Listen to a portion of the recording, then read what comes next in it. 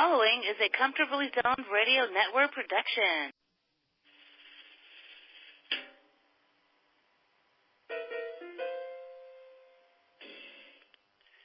The Comfortably Zoned Radio Network presents The Gall of the Man. And now, the galling man himself, Ralph Zig Tyko. Thank you, Tally Olson. I am indeed the man with the gall. As the name of the program points out, the gall of the man, and I have heard that all my life. I decided to name the podcast after it, and I'm here, Alameda, California, right across the bay from San Francisco and across the moat from Oakland in the northern part of the great state of California. And we have kind of a return booking for two guys who have been on together before, and it was so much fun that I thought we'd do it all again. I would like to introduce Mitchell Belacone from South America, actually from New York City, and South America, and I would also like to introduce my buddy Jerry Feitelberg from Alameda, Mendocino County. Jerry's from all over the place, and Healdsburg, I guess. Is that where you are, Jerry? No, right now I'm down the peninsula in the Menlo Park, Atherton area with my lovely lady Isla.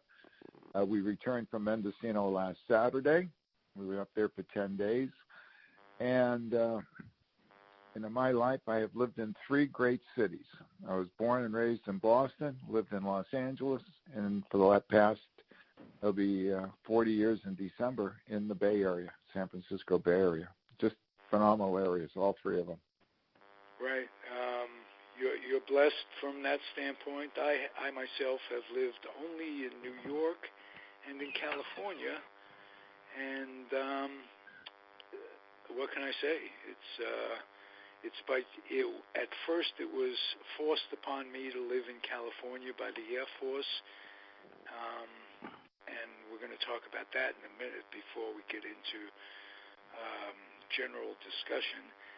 And then it became a privilege and almost a blessing to live in California for a number of reasons. Unfortunately, I've seen the state go downhill at the same rate that the country's gone downhill. But it beats a sharp poke in the eye, as my grandmother used to say. May I say a positive thing about California? Please. Tonight, I was thinking of if I were in California, I would be able to eat what I wanted for dinner. I had a hankering for fish tacos. Good luck trying to find fish tacos in Buenos Aires. I had to settle on a salmon sandwich on whole wheat bread. That's the best I could do. Right. Yeah, but you get great steak in Buenos Aires. Come on. That's the absolute truth. Yeah. And quickly, why that is, you have the seventh largest landmass on the earth, inhabited by only around 42 million people. So they can afford to let the cows mow the lawn without making a high price fuss about it. There you go. All grass-fed beef, pretty much. I kind of contradicted myself. All grass-fed beef, pretty much. It's just starting to change. Some of the cheaper outlets you can get lot-fed beef, but mostly if you go out to a restaurant, it's all grass-fed beef. How's the price? How far does your dollar go, if you will, in Buenos Aires? Well, that changes. The dollar peso graph would look like a electrocardiogram of a patient with arrhythmia looking at his latest U.S. hospital bill. It would go up and down. So sometimes I'm living like a king for dirt cheap, and other times it becomes very expensive for what you get, and it changes almost every 3 or 4 months. When I first got down here, my health insurance was $60 a month, and that no deductible, all my dentistry. I could even have an elective plastic surgery once a year if I wanted it. So it's right now it's pretty good. It's a good time to come to Argentina. So what are you thinking of doing? Are you thinking of getting that jawline raised, or are you thinking of getting No, I've been forced into enough surgeries from playing sports to not even think about doing an elective one. Okay. I mean, I would think an elective. I'll choose that one. Let me go under the knife, risk a little infection, but I have a choice to make, and it's free, by golly, and I can do it once a year. I'll bet there are people that think that way, and I know there are people that think that way in terms of what's important to you look. Instead of looking 50, I now look 48 and a half. No, Ralph, if you ever get a chance, you've got to go to Buenos Aires. Beautiful city on the Plate River in South America, and just spend some time there. You go through the section we went through. What is the section where Yvonne Perón is buried? Was it the Recoleta? Recoleta, correct. Yeah, it's gorgeous. Beautiful homes there, very, very lovely. And then I think they have and the politics fluctuate all the time. And they have a square where people, don't they argue and have protests and that type of thing in the downtown area somewhere? Well, that would be right across that's a plaza right across from the Congreso. And right. There's constant protests. The interesting about those, of those political protests, half of those people, and I'm picking a number out of the air, but the newscasters get a thrill out of asking the protesters, what is this protest about? They have no clue. They're paid the equivalent of $10 a day and a free lunch to come hold up a sign. And the U.S. politics might seem a little bit crazy at the moment, but that's par for the course for Argentina all the time. They've had a president that served time under house arrest for gun running, Menem, when he was in office. Cristina might end up in jail if she doesn't keep her Senate seat, which buys her immunity. But no, it's complete insanity here with the politics. Yeah, well, as you know, it is here too, more than ever, but not that it always hasn't been on some level. Am I right, Jerry? Oh, absolutely. Right now we've got great theater going on in Washington, D.C. We have a president that thinks his Justice Department will not indict him as a sitting president, and we have investigations going on every day into whether or not he colluded or conspired or did whatever with the Russians. And people are asking questions about his finances, if he was involved in money laundering. He's turned over his cabinet, most of the members in his cabinet, and so many people. Well, he's on his third chief of staff, and it's just a reality show every day on TV with this guy. Eight former members of his close associates have been indicted, convicted, serving time, some of them flipping on him, an investigation that's in peril of it ever getting to the public because they just approved an attorney general who says, quite frankly, we'll do it under the guidance of the law or something, but the law is interpretative, and it may end up going to the Supreme Court. What's going to get him is the investigations by the New York City, the Southern District of New York City, they're not controlled by the well, they're part of the Justice professional. Department. They are part of the Justice Department, the Federal Justice Department. But you've got, it gets more interesting because on Friday, or I think it's tomorrow, or Saturday, Michael Cohen is testifying behind closed doors, and one of the committees he's testifying behind closed doors. The other one will be public testimony, I believe. That should get more interesting. And the Mueller investigation is coming along, and the House Intelligence Committee sent over documents over to Mueller's that Devin Nunes wouldn't do, but Adam Schiff is sending the stuff over. So it should get more and more interesting as it goes along. Yeah, but in the meantime, he broke a nuclear treaty that's been going pretty well with Russia. Right. I don't understand that. I had a little thought. I'm not much of a conspiracy theorist, but it almost sounded like a con to me that to act like he's not in bed with Russia, him and Putin schemed it up. Okay, we're not going to bomb each other, but let's just bust this treaty up so it doesn't look like we're best buddies there. And then around election time, if things are going really bad between Putin and Trump, and Trump standing up to him, well, we can't change presidents in the midstream. We're about to go to war, and is Pocahontas going to be able to stand up to him? That kind of thing. It could be, as you say, just a big rogue. Yeah, I don't know, Mitch, if you got a chance to, if they telecast the State of the Union address down in Argentina, you may have been able to get pieces of it. Yeah, I could get it. I chose not to watch it. I didn't want to get myself upset.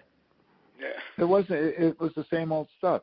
And the great line that he has is he was talking about ending these foolish investigations. There's two things that can tear the country down: war and having investigations of the president. Oh, yeah. Right.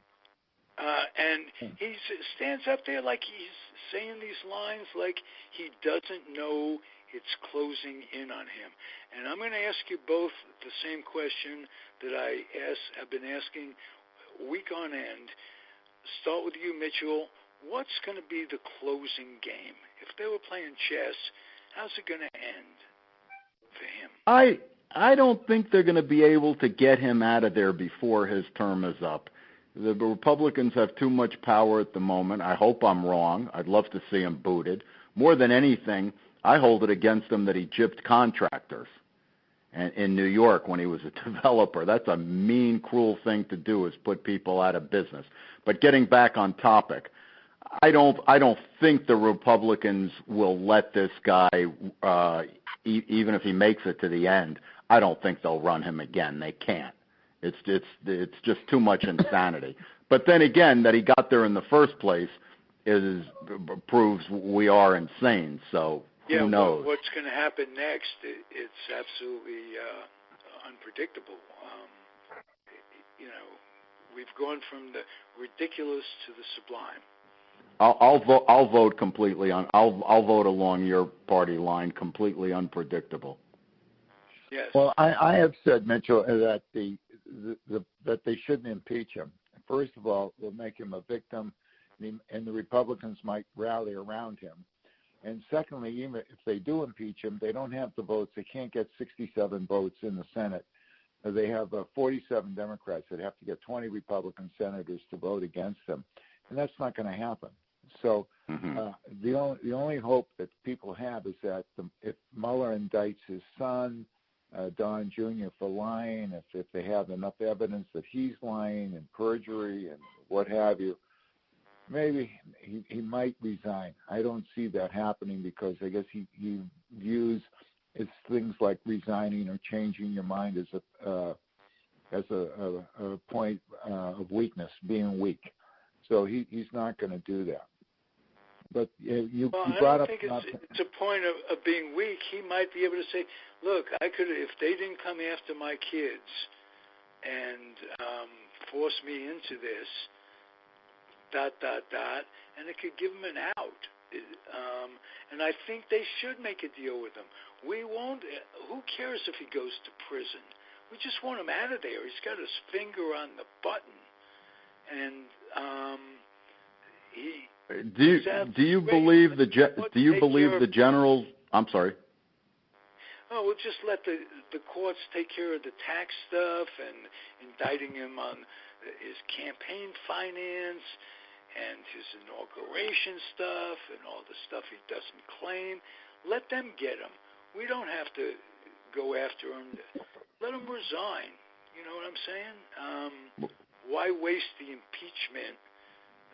Even goes back to Nixon. Ford pardoned them to save the country of going through the impeachment thing. If he could just get out of there clean, let him off, they would say, hey, we won't put your kids in jail. Well, but and what if they get Pence for lying to Congress? Pence said he didn't have anything. Oh, from your mouth to God's ears, then Nancy Pelosi is president. The president. That would be perfect. Oh, he'd stroke out at the same time. Well, the only downside to that would be his kid doesn't go to jail. The big game hunter in Africa. Oh, yeah, both of them standing over. Yeah. I don't know if it was an elephant or a lion and stuff. Like one of the trashiest human beings that ever fucking lived, without exception. I guess it's worth it to save the world to keep them out of jail, but still, it's painful. The thought of them getting off the hook is painful. It's just a theory. I'd just as soon have them in jail. What I was going to ask you, both of you, do you really think, as kooky as this guy is, that the generals and all the power they hold behind the scenes would let him have his finger on the button? I would hope not, and I really don't. I'm so surprised every day that the CIA doesn't take his ass out. I mean, isn't that what they're for? No, not really. No, not really. Oh, you have, that would be considered a revolution. That's the territory of South America. Well, let me tell you something. It's gotten to the point, if there's a guy in there colluding with Russia to fix the election, he's dealt with Russia. He's made promises. He's going behind doors with the Russian president. With Putin, yeah. With Putin. And if it was a spy novel and they took him out, you wouldn't be shocked. I mean, I'm not advocating it. God knows I don't want the Secret Service coming to the door. Did you say shoot a fat man? A fat, red-headed fat man? No, I didn't. I said... That's right. Well, that's a dangerous game. I mean, if we go back to Kennedy conspiracies, that Kennedy tried to have Castro taken out, and maybe that's how Kennedy lost his life. I have no clue. As many documentaries as I've seen on the subject, I can't say I've read a book on it. Who knows? But all I can tell you, I've had an ongoing guest on these airwaves named Jack O'Halloran, who is the son of Albert Anastasia, who kind of ran the mob for a long time. Murder Incorporated. And Jack is a very eclectic guy. He was a heavyweight contender, beat the shit out of George Foreman, wrote a book, was a professional football player, and the book he wrote was Family Legacy, about being a made man and all of that. And he seems to think it was Kennedy's death was the result of Joe Kennedy pissing off the mafia. Not pissing off the mafia per se, but pissing off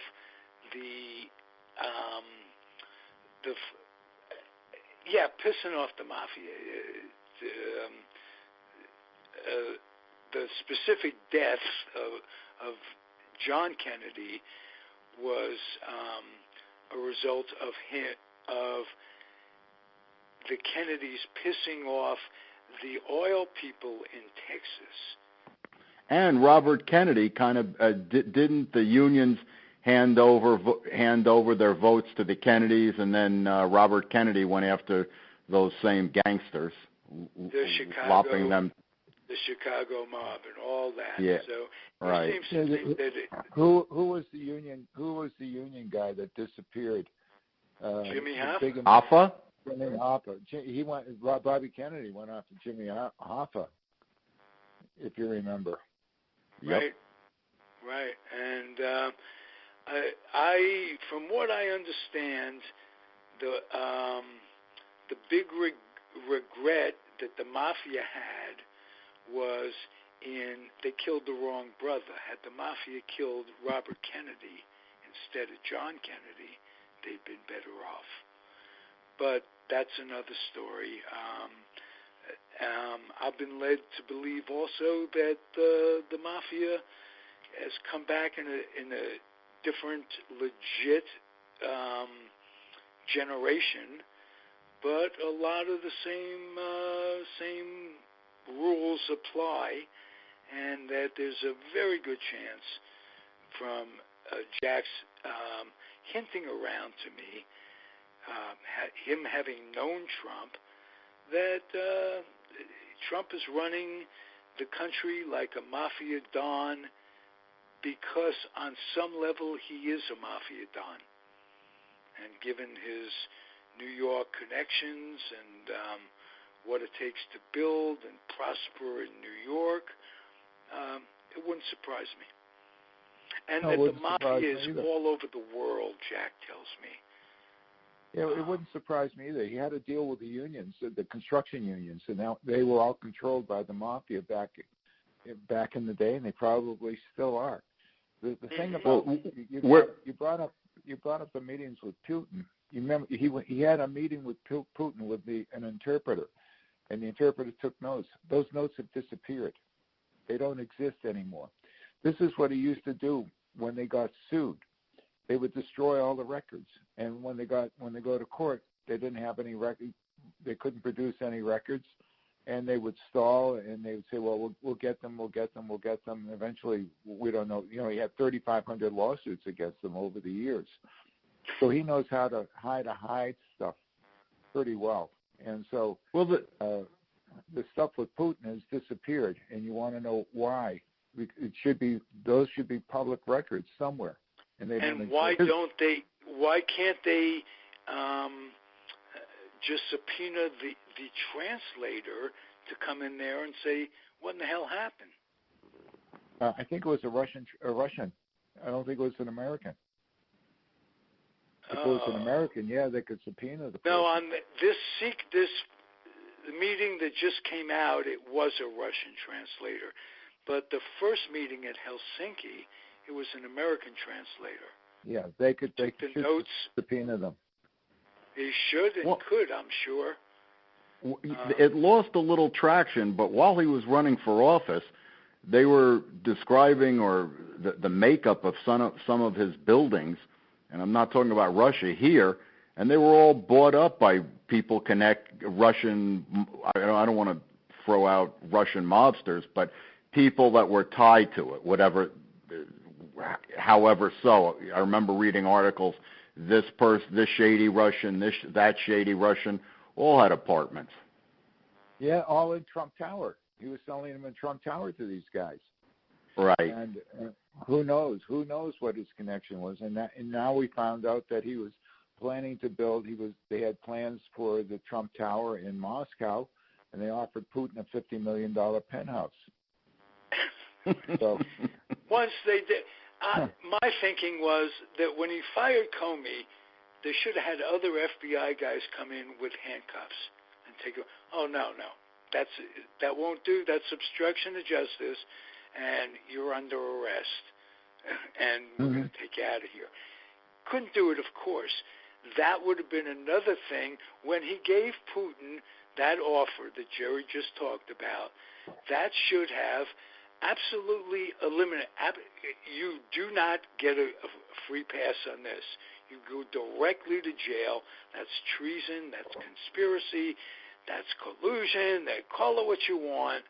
It smells. But pardon the cliche, but in the inmates that are running the asylum now, all of that doesn't mean that much. Whatever you come up with to damn the guy, it's, well, okay, it's just one more, and then he slides out of the way of that or slides out of the way of this. They're not going to impeach him. We all expressed our doubts. And so the only thing you can hope for is at the end of 2 more years, bye-bye, and then whatever happens to him is an afterthought. Go to jail, I hope. But how's the theory that people vote with their pocketbook, and in 2 years, if they have jobs, and there are jobs aplenty right now, that gets very little play, that people will either continue not to vote, half the eligible population doesn't even vote, or they'll vote with their pocketbook like they've always not done. And you're seeing that, Ralph. And reelect the bastard, saying, well, he seems to be a bad guy, but he's not hurting me, and what do I care? And he's not a liberal Democrat. No, right, he's not a socialist, because God forbid the word socialism should be explained to these people. It's not communism. It's helping everybody. Everybody has health care. Everybody has this. Everybody has that. We have libraries. We have police. The garbage man comes. It's all socialism. It's all socialistic. So if you put an ism on the end of it, does it have to make it bad? No. But Ralph, keep in mind that they passed this massive tax reform bill last year, which gave $1 trillion to the richest people in the world, corporations and some of the richest. Now the middle class of people are filing their 2018 tax returns. They're finding out we don't have the deductions that we used to have, and now instead of getting a refund, we have to pay more money in taxes. While the rich corporations are using the extra money to buy back their stock, and by doing that, they force up the price of the stock because there's less supply of the stock, supply and demand. And who owns the stocks but the rich people? You don't have the working class in the stock market. Wait a minute. I was a working person. I have some stock. You were I was an entrepreneur. You were a boy. You weren't the working class that we're talking about. And one of the things I love about you, I worked over 60 hours a week. I killed myself. So you don't consider that I know, class? But you did have you were the boss. Let's put it that way, Jerry. Yes, and I was. One of the things I love about you, you don't have a boss's mentality because you did work. You were a working boss. You have that empathy for the working man. Sure do. And yeah. It shines through and makes you a human being. And you're in a position where many of your peers, many of the people in your, shall we say, tax bracket, they don't feel that way. They wouldn't lift a hand or put out a voice or, give a flying. And it's not only them that have the money. It's a lot of the working class that have been snookered to believe, okay, no more immigrants, no more this, no more that, and that's good enough and you can have your gun, and they're fine. So and they get half the country with that. Those people are definitely in the militia. They've got uniforms and everything. Yeah. I got to say another thing too. Oh, go ahead, Jerry. I said we live in California. We've dealt with people coming across the border illegally. Who do you think is picking all the cotton, the grapes, the oranges, the tomatoes? We have the migrant farm workers here doing the work. Many of them illegal, and a lot of them are working in kitchens and doing housework and getting paid. And California's economy is thriving. California is doing the opposite of what the Republicans want to do. We have higher tax rate. We have a much more successful government. We have a surplus in our government. And even though we have tax rate, we have the fifth largest economy in the world in the state of California. It's an economic miracle here in California. And it was Trump, the Mexican. Trump is not Go ahead. welcome here. Trump is not welcome in California. The Mexican-American comedian, I forget his name, he said, I got one question. If you throw out all the Mexicans, who's going to build the wall? Yeah, right. Nobody. Have to build it from the other side. That's right. Good point. That is very, very good.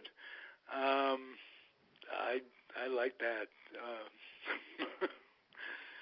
Very dry. Yeah. Very dry. Hey, guys, what a good show. This was terrific. Anything you want to add? Jerry, start with you. Well, I enjoy talking to Mitch. It's really great. He's got great sports knowledge, great sports history. I read your book. Oh. By the way. Yeah, I read it. I downloaded and read it. And what were you, 50 And you're not suing me? You're not suing me for the 3 hours of your life back? No. And I still got it on my Kindle. Ralph, I'll lend you my Kindle. You can read it. That'll be great. That'll be great. You were entertained? No, I have the opportunity, and I haven't yet done it, to download Jerry's book. And I don't have a book. Mitch's book. Mitch's book. I'm sorry. Yeah. Mitch's book, Jerry. I've got another book coming out, I would guess, in about 3 weeks, called Bud's Nose. It's a love story between a man, a dog, and a woman. I can't say anything more. And it's a collection of short stories, the other stories being less canine than the lead story. Mitch, I'm going to ask you something off the top. One time you were on, Jerry wasn't on, you read some prose for us, if I recall. From the book? From the book. You read a little bit. If you haven't, could you read us a little bit? I love to hear an author's words and an author's voice. Ooh, I wish I would have prepared for that one. Now I got to go in the other room. Yeah. Go get it. We have a minute. I'll ask Jerry an A's question. Or Frank Robinson, we haven't. Yeah, we haven't. Yeah. Oh, yes. Two sports fans. I was over at the A's office on Tuesday, and I've got some information for you. Which is? Oh, okay. Regarding the stadium, they are currently in the process of doing an environmental impact report right now. And for the first time, the A's met with officials of the city of Oakland. Libby Schaff was at the meeting, and the Port of Oakland. So that they're working the first time that the three entities got together, and they're working on the stadium. Number two, the A's have appointed Chris Townie, who did the before and after talk shows for the A's. He's got a director of communications position they created for him. And the word is that within the next week or so, they're going to announce that they have a deal with a radio station. So that is really good news. Absolutely. Yeah. Man, the radio station more so than anything. That right. Not more so. If they're you get all three parties together, wow, this is nice. So wow. Progress is being made. Progress is our middle name. Remember the Con Ed. If you lived in New York, when Mitchell comes back, I'll ask him if he remembers Con Ed. Oh, I'm right now scrolling through the highlights of my computer of what to read. Okay. Well, yeah, I remember Con. Of course, I remember Con Edison. Well, Progress is our middle name, or we're never done. They had a slogan that was going on, because if you grew up in New York, there was construction going on all the time, and still is. It is a city in progress, an exciting city, and I miss it. What do you miss most about New York, Mitchell? Ooh, I miss some of my friends from there. I miss Central Park. And there's a lot of interesting people there. On a more negative note, I don't miss winter. Do you miss the deli? I miss the deli, but it's probably not a good thing that I can get to Katz's. Even when I was living there, I'm sorry, Jerry. Katz will ship now. You can order it online. Yeah. You know why they're staying in business when everybody else is going out? They own the property, and they own the family owns the building, and they sold the air rights. So I assume there's a tower going up over it. I'll read you a quick blurb. All right. And this was about playing football in Argentina. And I was talking to a guy with Football USA or one of those organizations, and he wanted to organize Argentina, South America. And he asked me, because I'd been talking with him translating for the president, if I wanted to do it. I said, probably not a good idea that American leads them, and I'm kind of new in the league. Maybe let me put you in touch with somebody else.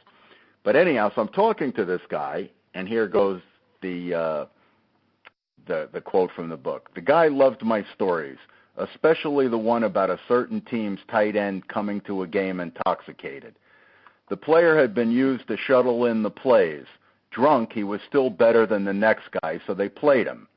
As the second half began, the coach was screaming for him to come over to get the next play to bring in. He stayed seated on his helmet and laughingly proclaimed, "Your FedEx man is on strike." Despite everyone's crazed encouragements, he continued to sit on his helmet as if trying to hatch it. He looked up toward the sky smiling and drinking what all hoped was only Gatorade. Very cute. Okay, can we talk about Frank Robinson now? I'm for it. Yeah. As you know, Frank Robinson grew up in Oakland, California. Did not know that. That's just east of the moat, right? East of the estuary that separates Alameda from Oakland. He went to McClymonds High School, which is in West Oakland. He was a teammate of Bill Russell and Vada Pinson on the McClymonds basketball team. And the word is that he was a better center than Russell was in those days. I think Russell's a year older than he is, but they played on the same team. And the team was coached by the legendary high school coach, George Poles, at McClymonds. And he had great baseball players and great basketball players come out of that school. And there was one more that played in the outfield with Pinson and Robinson at McClymonds, and that was Curt Flood. Curt Flood, yeah. Great player. And all the players have Curt Flood to thank for what he did suing Major League. He lost the case, but free agency came about as a result of his efforts. I would guess the majority of the young players wouldn't even know who he was. No, I'm sure they don't. And that's absolutely one of the most enigmatic humans that ever lived, Curt Flood. Died early and really never benefited from that lawsuit, as Jerry said. No, never did. But Robinson had 586 home runs. He was traded at the age of 30 because the Cincinnati Reds thought he was old. He went to the American League. His first year with the Baltimore Orioles, he had the Triple Crown, Most Valuable Player, and MVP of the World Series when they swept the Dodgers in 1966. Had a tremendous career. Became the first black manager in Major League history with the Cleveland Indians, and had to wear those awful red uniforms that the Indians had back in the 70s, if you remember them. Oh, they were just awful. He became coach in 75. As a DH manager. That first game he manages. Yeah. What happened in the first game he managed? I'm sorry. He hit a home run as a DH. He was a DH in 75. So that was what and this guy went on to help the Dodgers. The Angels, the Dodgers, the Orioles. He had been beaned, and for the latter part of his career, he saw double, and he had to choose what he was seeing. If it weren't for the fact that Aaron, Clemente, and Mays were on the National League All-Star team for like an eternity, he would have gotten much more acclaim. He was as underrated as a guy who hits 500-plus home runs and wins the MVP in 2 leagues can be when you look back. Rest in peace, Frank Robinson, Vada Pinson, and Kurt Flood. Shit makes me feel old, let me tell you, mortality. And speaking of that, I put a little quip on Facebook earlier in the week that it's been a good day. I only thought of my impending mortality about 60 times. And I didn't put a little smiley face on there. I wasn't feeling very smiley, but I just noted that good day when it's just 60 times.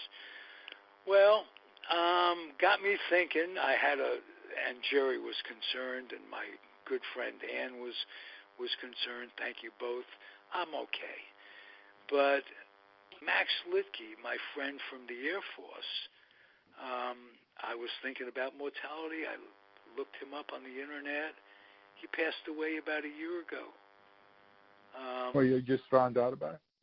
I just found out about it. We had been out of touch. And he was one of those guys who was,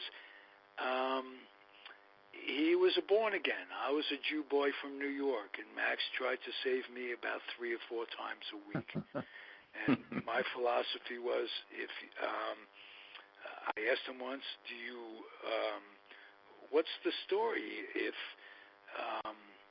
I didn't know about Jesus and I died, would I go to heaven? He says, you would if nobody ever tried to save you. I said, well, then why don't you just leave me alone and don't say anything to anybody? And then if anything happens to me, I go up to heaven. And we'd laugh and joke about it. I respected his belief system, and he respected mine, which was non-existent, so it was pretty easy to respect. He didn't have to do much thinking. And we joked about the fact that I thought he was silly and he thought I was silly, and you're not going to change it. Faith is faith. It's like trying to tell a stranger about rock and roll. So I respect that. What I don't respect is the organized part of any religion. And I feel that there's an unholy trinity in this country, and it is organized religion, it is big business, and it is government. And one feeds off the other, and this has been a week where every day a different state has some 300 or so priests going to court.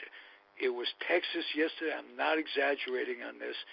The Catholic Church, the Pope himself comes out and says, and I quote, he says, the priests have been messing with the nuns and using them for slaves for a long time now. And it's the only thing. He says, everybody reacts, well, at least these priests were leaving the little boys and girls alone. Is that not disgraceful? And I'm going to say this on the air, on my air, for the 1000th time. Tax religion. Thank you. That's where I was going to interrupt. I don't care if they organize, what they do, what they don't do, but why do I have to subsidize any religion, including my own? Why does my tax dollar have to cover their property for? Absolutely. Yeah, and when I lived in the city of Boston, over 50% of the city of Boston was owned by the Catholic Church or the universities, and they paid no taxes, which meant they're the largest landowners in the world. Yeah, the property tax by a long shot. By a long shot. They're unbelievable. When we were in South America, and you know what the churches are like in South America, we were in Brazil.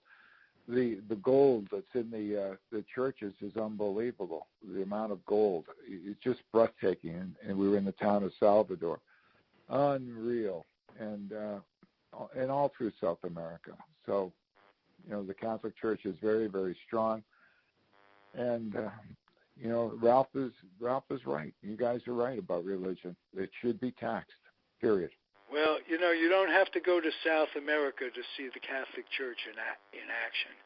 In Oakland, on West Grand Avenue, there is, or maybe it's just Grand Avenue, there is the biggest, most beautiful church, inside and out. I've been in to see what it looks like. Ceilings are gilded, whatever the hell they call them. Absolutely beautiful. And you can walk a block and a half, and you can see my friend John sitting, my acquaintance John, sitting in a cardboard box in an alley. Literally a block and a half from the wealth that would knock your eye out. And as Jerry said, they own, or Mitchell said, they own half of the property in Boston or wherever. If they liquidated that property, and if there was religion in their heart, they could absolutely feed the poor and educate the curious. If there was God in their heart. They have plenty of religion in their heart. Right, okay. Well put, sorry. A little semantics. Yeah, it's semantics, but, and this is something I mean from the bottom of my heart, and if, I'm talking sports on this network like 8 hours a day, so it's like the candy store. But the reality is that the world is going to hell in a handbasket, and the best thing you could do is make religion compete with the astrologers. That's all. They both have credence. You can believe in either of them, and pay taxes like the astrologers do. That's all. And you know what? They'd be out of business. They would be out of business really soon. And people can pray. I'm not telling you not to pray, ladies and gentlemen. Pray at home. Have your kid pray at home. Get a mat. Pray, pray to Thor. Pray to anyone you want to pray. And you pray to Thor, you got to be a Mets fan nowadays. But Mr. Syndergaard, have a good year, my friend. You're going to spring training in a few more days, 7 days. Am I correct, Jerry? You got it. Pitchers and catchers report. Season starts March 27th to 28th, so got to be ready. All right, so let's see. We got rest in peace Frank Robinson, rest in peace Vada Pinson, Kurt Flood, Jesse Gonder, who came out of McClymonds and played for the Mets and the Yankees, and Peter McGowan. More important to me, rest in peace, Max. You were a good buddy. You got me through 3 years at Travis. It was not easy doing it, and we had a lot of laughs and a lot of tears. Those were not easy years being alive. All right, guys. Sorry I had to blab at you. Love having you both on together, and let's plan on doing it again soon. Anytime, Ralph. Thank you very much for having me, Ralph. Nice to chat with you again, Jerry. Oh, yeah. Beautiful. Thank you both for being here. Thank you both for being my friend. And Jerry, Webster Street, Nations, on me, real soon. Well, I'll be up in town on Tuesday. This coming? Yeah, the 12th. All right. I'll see you. Then let's plan on it, 12:30. 12:30. Got it. The world knows where to find us. You got All right. Well, I'll send you a frozen steak if you send me some frozen fish tacos. There you go. You know what? I'm out of the import-export business, but it does sound good. What? Better still, why don't you come up to Alameda and visit? We could all meet. Well, yeah, it could happen. Matthew, my son, is now 11 months old, and we want to do a big trip around the United States before he's 2, so we don't have to pay for it. So I might surprise you. Oh, that'd be wonderful. That really would be fun. That would be a kick. We'll take some pictures. All right. All right, guys. Thank you again. Okay, great. It's the Comfortably Zoned Radio Network. I'm Ralph Tyko. De Gall of the Man, as Tally Olson says. Adios, everybody. Thank you for listening. Ciao. Bye-bye. The proceeding was a Comfortably Zoned Radio Network production. Thank you for listening.